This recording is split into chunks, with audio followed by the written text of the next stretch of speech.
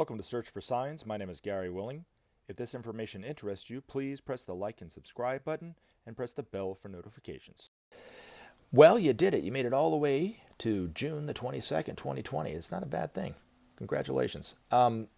Yesterday happened to be the best holiday of the year. You might not have realized it, but it was Father's Day yesterday. So if you forgot the dads in your life, you might want to reach out to them today. But to all the underestimated dads and unappreciated fathers and so forth, hopefully you had as good a Father's Day as I did. Right. Let's get on into it. All right. If you have a question about Maitreya, the Masters of Wisdom, you can always email me at searchforsigns@mail.com, or I think the most efficient thing to do is just go ahead and post your video as a comment. Post your question.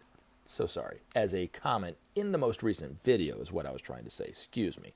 Because if you post a video link in there, it's going to go right to my spam folder and I'll miss it. But anyway, post your question as a comment in the most recent video and I'll do my best to answer it in the next video. How about that? And I do want to make an announcement about the brand spanking new, shiny new Search for Signs Facebook page. And I've been putting up video links and images of various miracle signs and so forth. Today I posted 2 video links to various YouTube channels. Okay, the first one is, he calls it a cross of light, but it's actually a pattern of light on the side of his house. He has no idea what's happening, why it happened, what it's even about. He's just videotaping it, so you can kind of see what those things are about and hear about it from somebody who has no idea what's going on. Now, according to BenjaminCreme, they were put there by the Space Brothers, and they're just little signs that kind of are pointing to the fact that we're not alone in the universe, so to speak. They do not have any healing qualities to them. Okay, he does talk about how it does seem like it's hotter than the sun, light. But anyway, the other video I put up about the crosses of light that appear in windows, those actually do have healing qualities because Maitreya's was the one that actually put them in the windows. But the video I put up, and I like the video because they're trying to take a scientific approach to why there's an image of a cross of light in this window of this church. Now, the church itself, to give a little background of it, is a Baptist church in Arkansas, and I had no idea that there was actually crosses of light appearing in this church because it's been around for a long time. They started in El Monte, California, and they're panes of glass that are frosted that typically are found in bathrooms because it allows natural light into your bathroom, but somebody walking down a sidewalk can't just look in and see some fat naked guy shaving, letting it all hang out for the whole community to see, right? And then this one night in 1988, somebody turned on their bathroom window, and from the street level, perspective, they saw these crosses of light, and they see it as a miracle, and they, wondrous, reception of it, right? And then it started to spread all around that community and in other areas of the United States and around the world and so forth, the Philippines, from what I remember, and other countries as well. I mean, all over the world, really. I heard about it, of course, through Share International magazine. And then in the mid-90s, there was a tiny little Baptist church called Copper Ridge Baptist Church that those crosses of light started to appear in their windows. Same thing. Had been there for decades, same glass. They saw it from the inside. So there was the light from, like, they had just put up a parking lot light or something, and it was a night service, and all of a sudden these crosses appeared in all the windows, and it was, so they saw it as a miracle too. Anyway, so in the mid-90s, a friend of mine and I visited that church and met the late great Reverend Joe Bullard, who was just a wonderful man, but he really walked us around the church. We had a chance to really get to know him, got a chance to meet some of the congregation, and he was opening up the doors for everyone to come into this church. And it was just so many thousands of people were pilgriming to this church to see these crosses of light because it got so much attention at the time that he started to kind of battle the the board of that church. There was like a few people on that board. It wasn't really that many people in the congregation to begin with, but it was just getting so, overwhelmed with people, right? And that he wanted it to be open for them to see, because he saw it as a miracle for everyone, and they just saw it as a miracle for themselves and wanted to shut it down. Which kind of explains some of the attitudes. I'm sure that some of these churches that Maitreya did appear out of the blue to, other than the one in Nairobi, Kenya, the reason why we haven't heard about them yet is because they probably see the same thing. They saw it as a miracle just for themselves and didn't want anybody else to know about it. Anyway, they got into a fight, the two, Joe Bullard and the board, and the board started to destroy all the panes of glass. It was a tragedy. I mean, just a tragedy. He was able to save one of the panes of glass. And he was such a kind-hearted man. Even though he didn't believe in anything that Share International and BenjaminCreme were talking about the panes of glass, he cut up. He actually did it twice, because he cut up the panes of glass, the pane of glass that he had, and gave one of the pieces to the Atlanta group here. And there was a lady who actually dropped it and broke it, and then she felt so bad she went up there and begged him for another one, and he gave her another pane of glass. So for over 2 decades, really, I think, the group here in Atlanta that puts out the information about Maitreya and the Masters of Wisdom has had in their possession one of these panes of glass. And when I was talking to Joe Bullard about this, he had letters, a whole file, like a little portable file cabinet full of just hundreds and hundreds, maybe even thousands of letters that people wrote in that they had these ailments, anything from drug addiction, that they couldn't stop using drugs, to, cancer, diabetes, even HIV and so forth. And then after coming in to see these crosses, they went back to their doctor, and why, it was, their doctor couldn't explain it, but they were cured. And so it was just, it's just an amazing miracle. But anyway, it's interesting to hear this video on, when you go to the Facebook page, hopefully you will, and check it out, these scientists talking about why they think that there's these cross images in this glass, right? I mean, they're looking at life under a microscope. But what they don't realize is that the science of today is not anything what the science that these masters know. There's a scientific reason why these healing waters have healing qualities, and these crosses of light appear, and that these crop circles have these wonderful geometrical patterns. They can be explained by science, not by the scientists and the science of today, but the science of the future will be able to explain it no problem. You know what I'm saying? So it's just that they have to understand, and the problem with the scientists of today is a lot of times they can't just even say, I don't know. There's a scientific explanation for it, but I don't know, but they don't understand it yet like that. But eventually that's the way that we'll see science, is that science is an art form, really. It's always progressing. And the science that we have is very crude. And the science that these masters know, and these miracles that even Maitreya disappearing and reappearing at will, there's a science behind it, and it's just a higher science, really. So hopefully that helps. All right. And then before I get into the questions, I have a new background for this video, and I do want to address this one. And it's one of my favorite quotes from one of the greatest human beings that have ever walked this planet, Mother Teresa. And it says, if you can't feed 100 people, then just feed one. Such an amazing quote. But anyway, such an amazing lady. All right. First question. Does Maitreya have an email address? Well, that's a random question. Peter, you'll have to get with the person who replied to that, Evan Bella Adam. Yes, he has a few, because I don't have his email address. You have to understand, Peter, that Maitreya is hundreds and hundreds of thousands of years old. And like so many old people, they kind of resistant to new technology. So I don't think he understands email address and internet quite right yet. I'm just kidding. No. The best way to invoke Maitreya's help is the hand of Maitreya. And there's in the Facebook page that I have, there's a link to the Share International YouTube page where BenjaminCreme talks about this wonderful miracle and how you can use the hand of Maitreya and so forth to invoke help. There's also a link on the Facebook page that I have of that video where you can take you right to the Share International page where you can download the image of the hand of Maitreya. Now, if you can use it in for help in whatever way he can help you within karmic limits, but he's not a genie, so you can't just say, Maitreya, I'm in love with my coworker and she doesn't really care for me that much. Is there any way she can fall in love with me?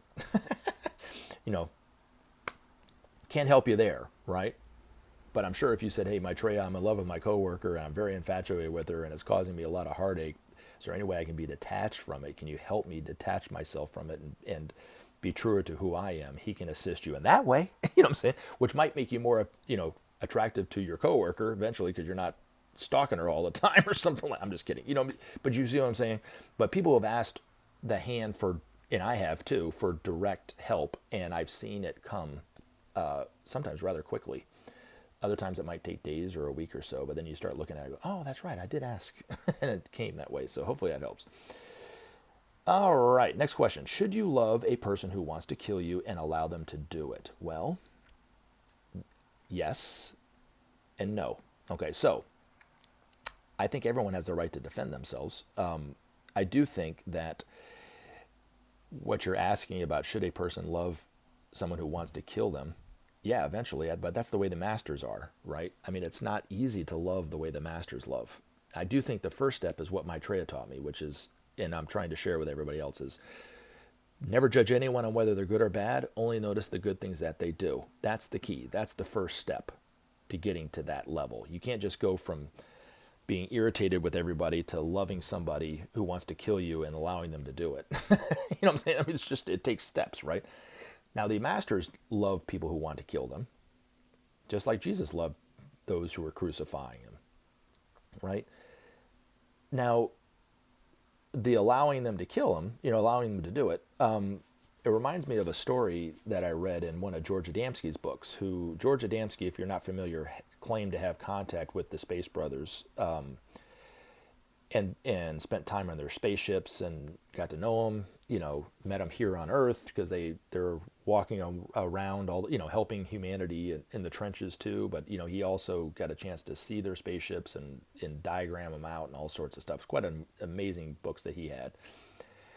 But he was sitting down at this kind of get together on one of the spaceships, and he was talking with and the reason why I remember is because he was sharing the beauty of this woman from Saturn. And so I can't wait to meet this woman from Saturn because, anyway, apparently she's quite beautiful. But anyway, he said that she was telling him she was quite heartbroken how violent of a species we are on this planet and how we don't need to live like that and so forth. And she even said that if somebody were to try to kill them, they will let them kill them rather than trying to defend themselves and maybe creating negative karma for themselves in the end, because they have no fear of death and they know that they would come back. But that's what she was saying.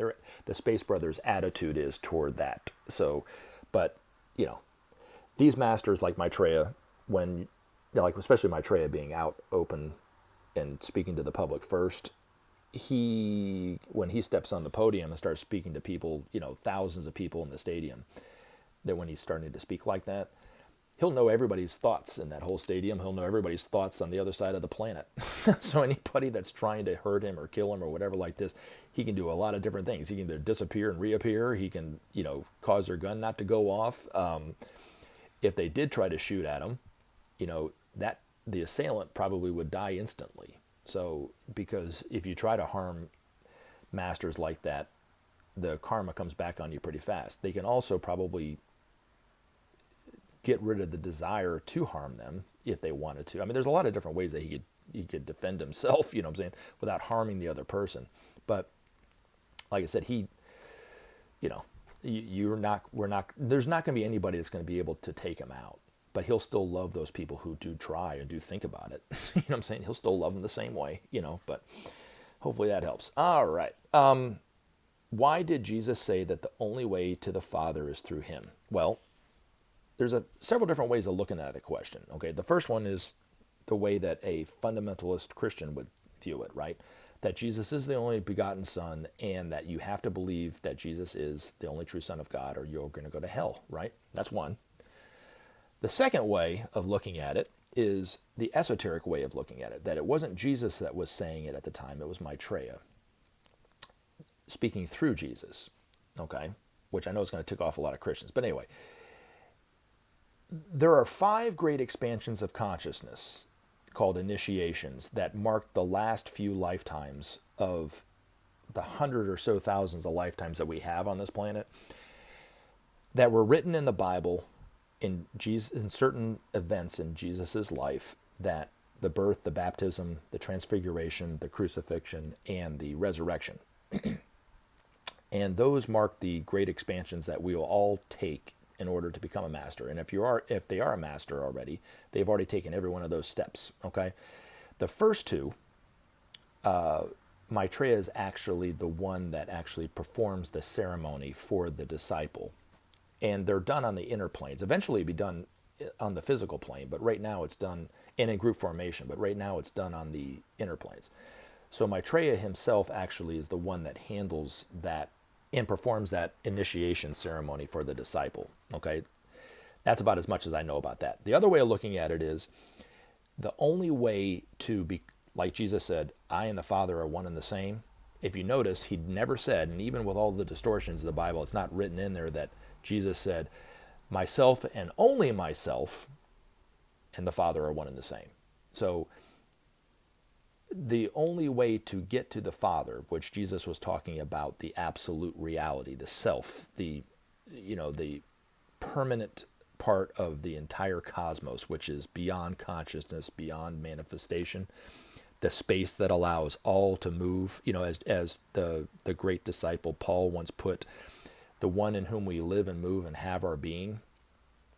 That the only way to become at one with that Father, to put it in quotation marks, like Jesus was talking about, is you have to have the Christ principle start to develop in your heart. You have to start to follow the principles of Jesus in the beginning, and then over time, that Christ principle is born in the cave of how is it put? What's the esoteric principle of the first initiation?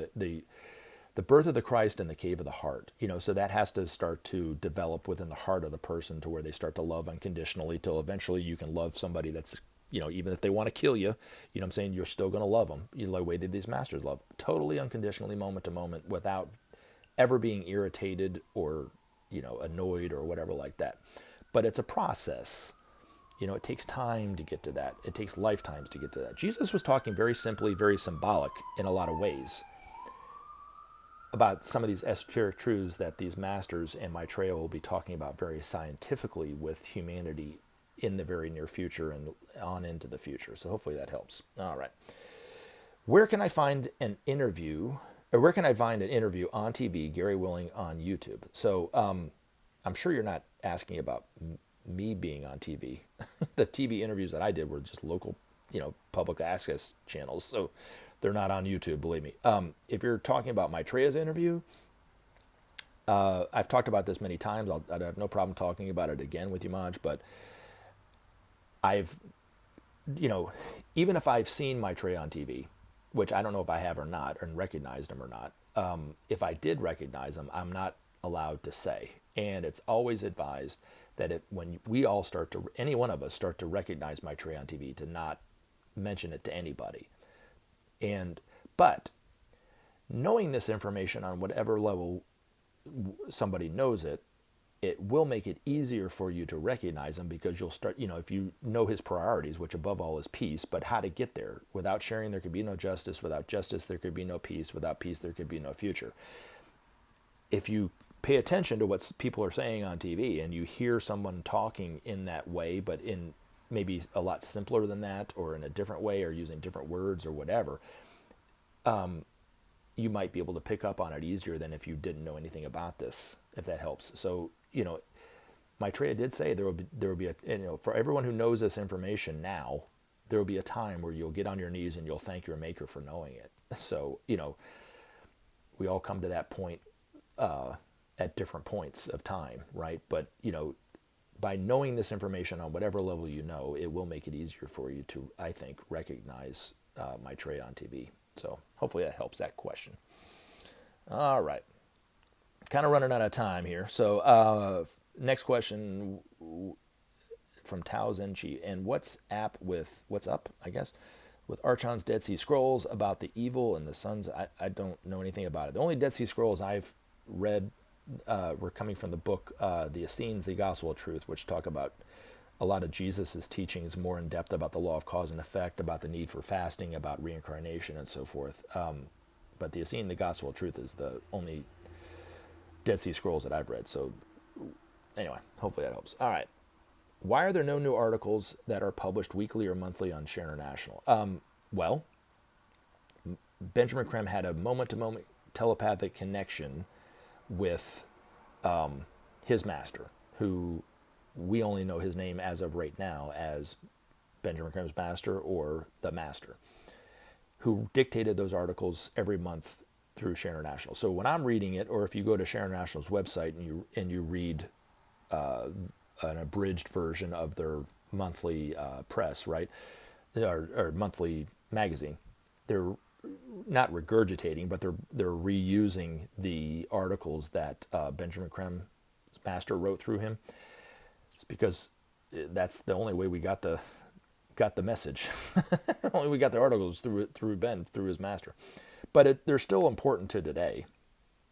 And it's important to, I think, read them, or at least familiarize yourself with them, because you're familiarizing yourself with one of the master's ideas and their vision of the future, and to me it's important. Anyway, so hopefully it helps. All right.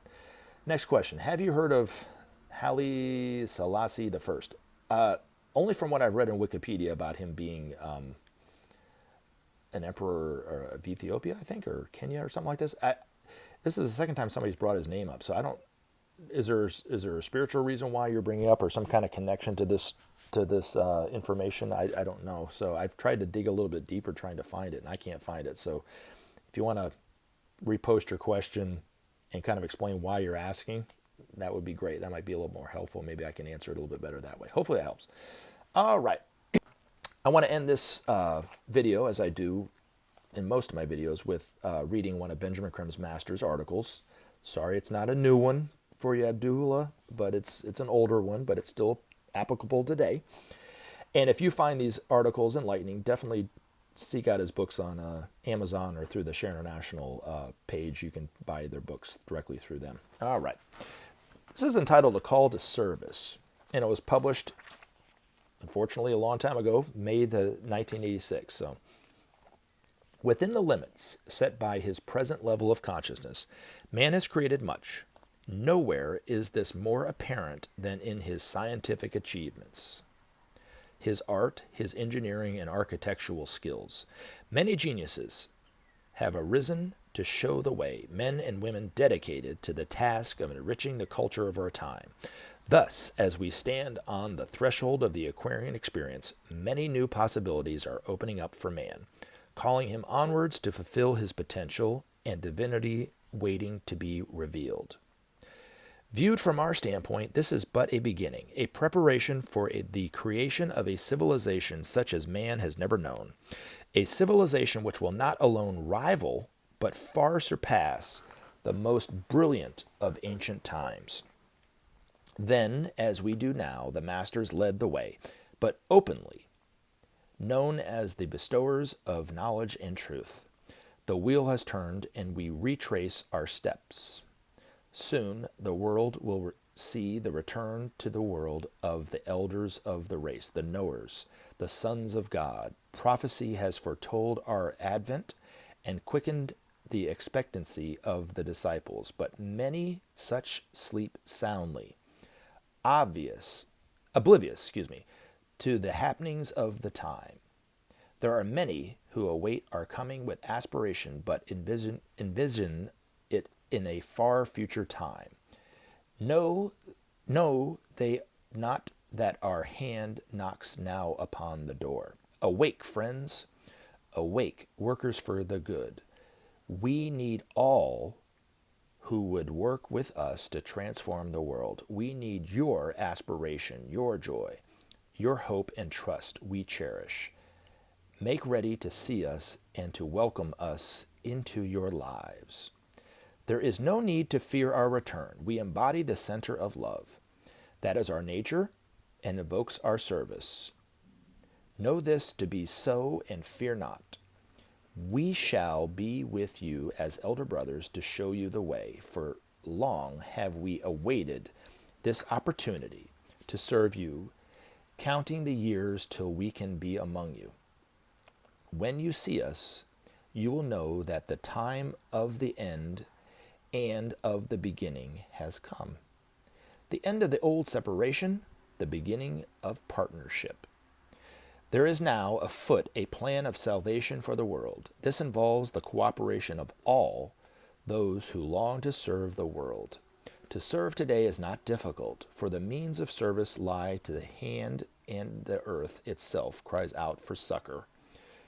Choose your field of service and endow it with ardor, knowing that as you do, so your soul will equip you for the task. Know, too, that our hand will strengthen yours and share the burden. Certain it is that much needs changing. The tempo of that change will depend on you. We rely on your cooperation to carry out the details of the plan. Service calls the vanguard of the new civilization to build the foundations of tomorrow's better world. Take your places in that roll call and aid us in the work of salvage. Pass it not by when the hour has struck. Remember to take action and help SOP save our planet. Thanks for listening, and we look forward to talking to you again in future videos.